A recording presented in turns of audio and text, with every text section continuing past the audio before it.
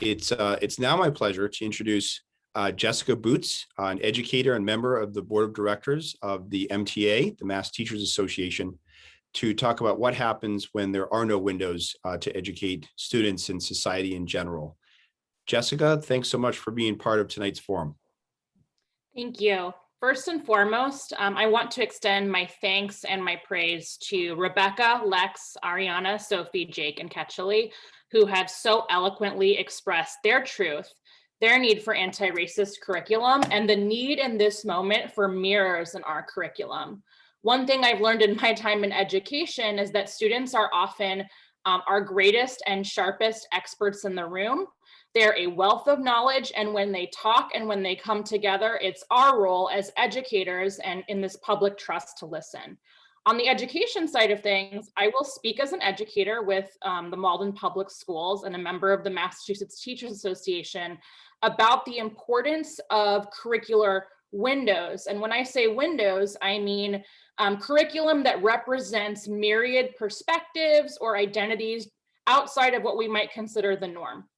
I have observed in my decade of working with English learners from all walks of life and many countries around the world that when we are silent on difference, that can become its own curriculum or a hidden curriculum, if you will.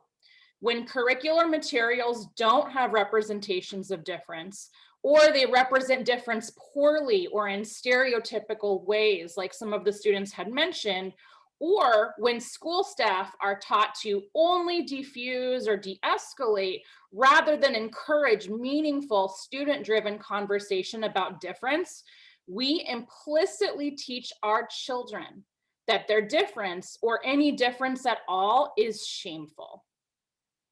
I'm going to say that again. When we are silent on difference, when we do not provide those different experiences or windows into other worlds and identities, what we are often saying or implicitly telling children and young people is that that difference is shameful.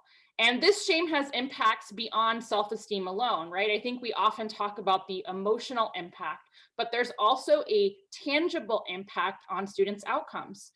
We can see research has shown us that there is a tangible connection to worse academic outcomes such as grades, even horrible things like retention or dropping out of school, when students aren't provided a wealth of these windows to the multiple viewpoints, identities, and experiences that they're going to encounter in our world. That is why it is so important for Massachusetts curricular materials to provide windows to the world around us, and for educators who understand the day-to-day challenges of schooling to provide meaningful perspective and advice. Cultivating curriculum intentionally to include these windows moments is key. And unfortunately, with all of the competing demands that educators have, we're busier than ever. This can get overlooked when we're not intentional and thoughtful and when we're not provided resources and support. What I love about the bill that we are here to discuss today is that not only does it provide time and intention, but it also provides funding and support so that schools can engage in this anti-racist, culturally responsive work intentionally and well. Thank you very much. Jessica, thank you so much. Really appreciate being part of this forum and raising up those issues related to curriculum. So thanks so much for being here.